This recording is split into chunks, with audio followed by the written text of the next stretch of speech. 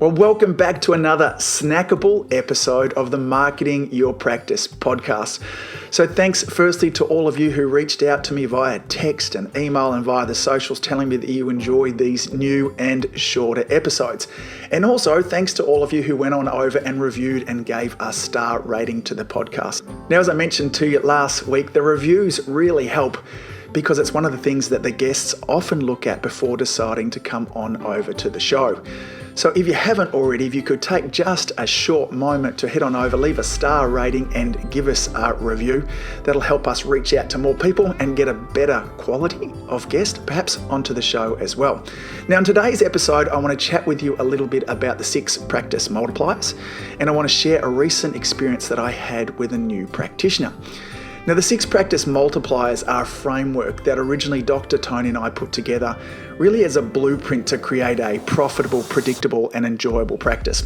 Now, I want to talk with you briefly today about practice multiplier number 1. Now, if you want to dive deeper into the practice multipliers, then episode 18 is where you need to go because Tony and I talk at length about all 6 of them. Now, practice multiplier number 1 is this: be great at what you do. Now, unfortunately, this is something that we often don't want to think about when we're talking about marketing. We are more excited about bringing new business into our practice, and I'm as guilty as anyone. Like, I love bringing new business into audio media and into our chiropractic practices as well. But if we're not great at what we do, then we don't really have anything to market. It's like pouring water into a bucket that's got holes in it.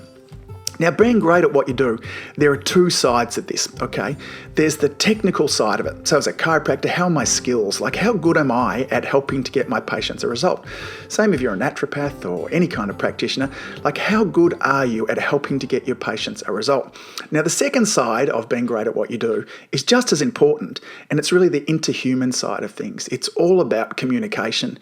Now, too often I see really gifted chiropractors, but they lack the human skills.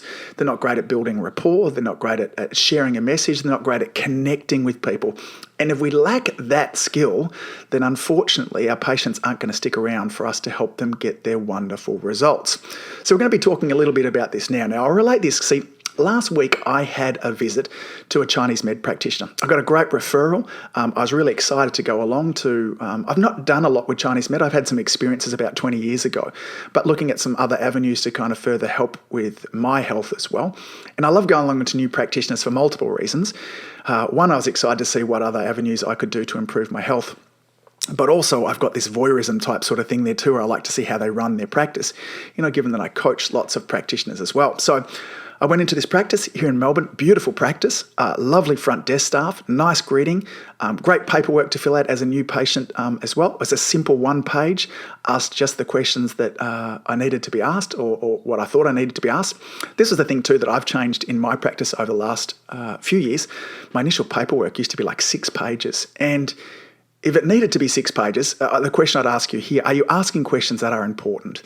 And I had a whole bunch of questions on there that I used to ask that weren't really important as well, so I was able to cut it down. I think mine is now 3 pages, and I need to have another look at it again and see if I can kind of decrease it any further.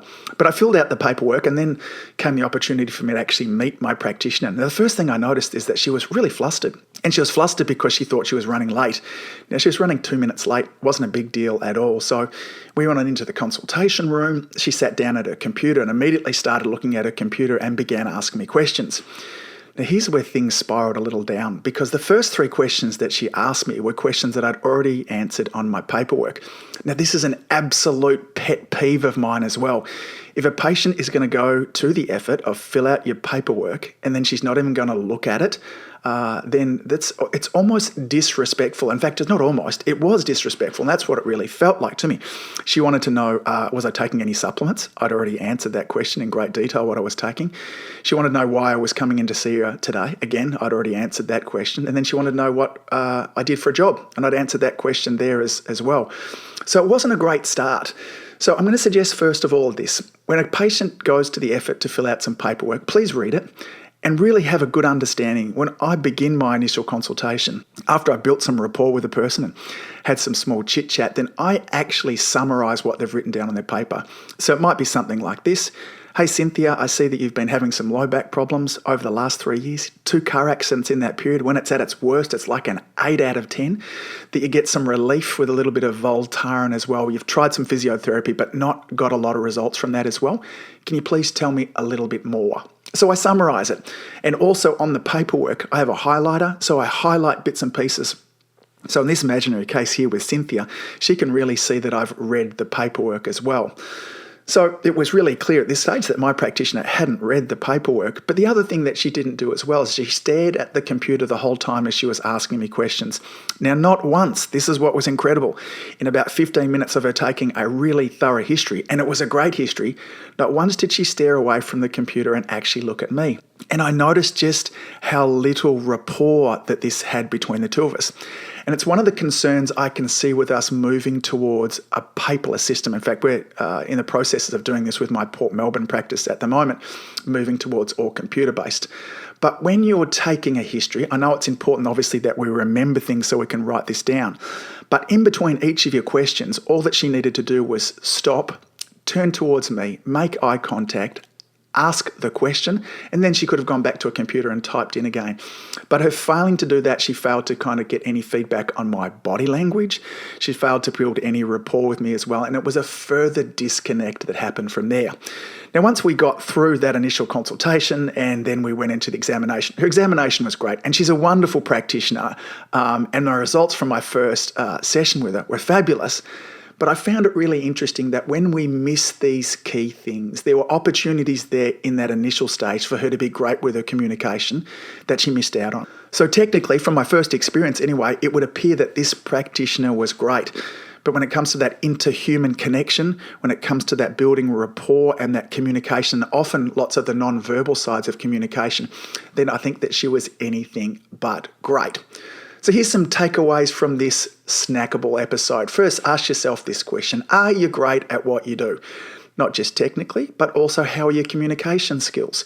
Would you be happy coming along to see you?